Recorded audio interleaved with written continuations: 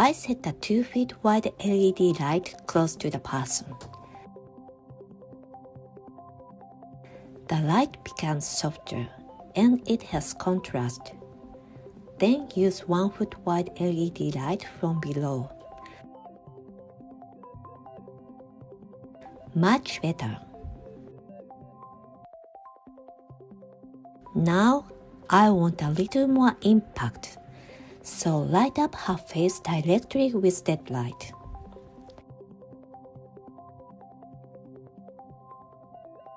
Oh, that light is a hot light and it casts a strong shadow of her hair. Let's try again. Change the pose and face direction and adjust the light.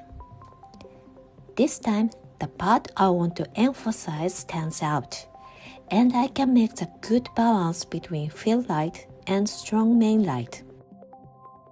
Looks great!